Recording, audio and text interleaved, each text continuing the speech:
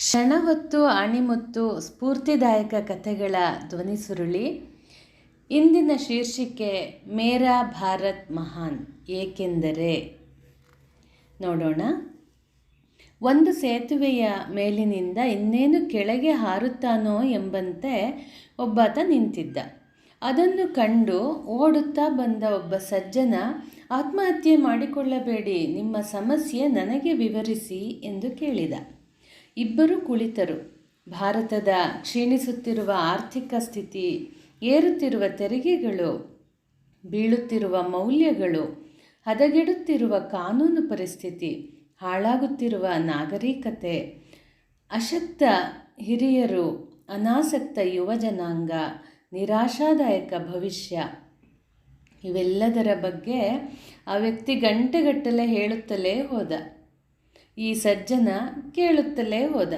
ನಂತರ ತನ್ನೆಲ್ಲ ತುಮುಲವನ್ನು ಹೊರಹಾಕಿದ್ದ ವ್ಯಕ್ತಿ ನಿರಾಳವಾಗಿ ನಡೆದು ಊರು ಕಡೆ ಹೊರಟು ಹೋದ.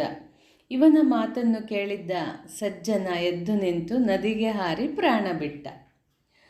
ನಮ್ಮ ದೇಶದಲ್ಲಿ ಒಳ್ಳೆಯದನ್ನೇ ಕಾಣದ ಇಂತಹ ವ್ಯಕ್ತಿಗಳು ನಮಗೆ ಆಗಾಗ ಸಿಗುತ್ತಾರೆ. ಇವರ ಮಾತುಗಳನ್ನು ನಿಜವೆಂದು ನಂಬಿದರೆ ನಾವು ಆ ಸಜ್ಜನನಂತೆ ನದಿಗೆ ಹಾರಬೇಕಾಗುತ್ತದೆ. ನಮ್ಮ ದೇಶಕ್ಕೆ ಭವಿಷ್ಯ ಇಲ್ಲ ಎಂದವರು ಹೇಳುತ್ತಾರೆ. ಹಿಂದೆ ನಾವು ಗೋಧಿಗಾಗಿ ಅಮೆರಿಕ ದೇಶದವರ ಮುಂದೆ ಕೈಯೊಡ್ಡುತ್ತಿದ್ದೆವು.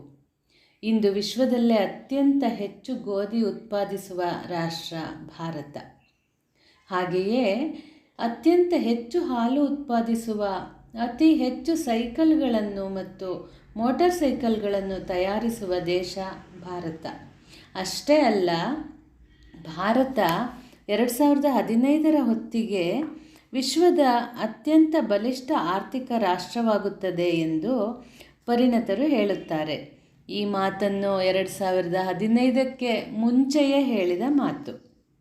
ಪಾಶ್ಚಾತ್ಯರು ಭಾರತೀಯರಿಗಿಂತ ಬುದ್ಧಿವಂತರು ಎಂಬುದು ಇವರ ದೃಢ ನಂಬಿಕೆ. ನೊಬೆಲ್ ಪ್ರಶಸ್ತಿ ವಿಜ್ಞಾನಿ ಆಲ್ಬರ್ಟ್ ಐನ್ಸ್ಟೀನ್ ರವರ ಪ್ರಕಾರ ಎಣಿಸುವುದು ಹೇಗೆ ಎಂದು ವಿಶ್ವಕ್ಕೆ ಕಲಿಸಿಕೊಟ್ಟವರೇ ಭಾರತೀಯರು. Shri Srinivasa Ramanujan, sir C V. Raman, professor S. Chandrasekhar, professor C S. Seshadri, professor J V. Narlikar, professor Ashok Sen ಮತ್ತು ಇತ್ತೀಚಿನ ಪ್ರೊಫೆಸರ್ ಅಮರ್ತ್ಯ ಸೇನ್ ಮುಂತಾದ ಭಾರತೀಯರು ವಿಶ್ವದ ಯಾವುದೇ ವಿಜ್ಞಾನಿಗಳಿಗಿಂತ ಕಡಿಮೆ ಇಲ್ಲ. ಮತ್ತೊಂದು ವಿಶೇಷ ಗೊತ್ತೇ?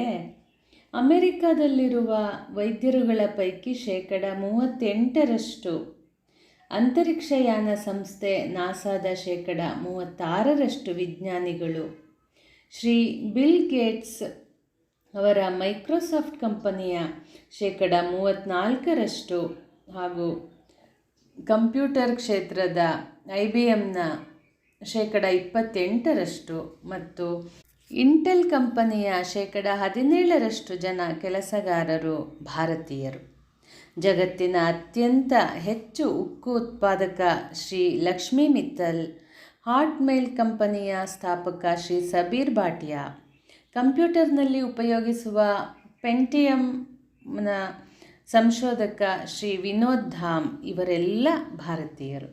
ಕಳೆದ 10 ವರ್ಷಗಳಲ್ಲಿ ಮಿಸ್ ವರ್ಲ್ಡ್ ಮತ್ತು ಮಿಸ್ ಯೂನಿವರ್ಸ್ ಪ್ರಶಸ್ತಿ ಪಡೆದ 6 ಜನ ಸುಂದರಿಯರು ಭಾರತೀಯರು.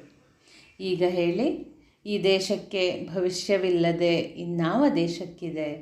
ಏಕೆಂದರೆ ಮೇರಾ ಭಾರತ್ ಮಹಾನ್. ಮತ್ತೆ ಮುಂದಿನ ಸಂಚಿಕೆಯಲ್ಲಿ ಭೇಟಿಯಾಗೋಣ. ಧನ್ಯವಾದಗಳು.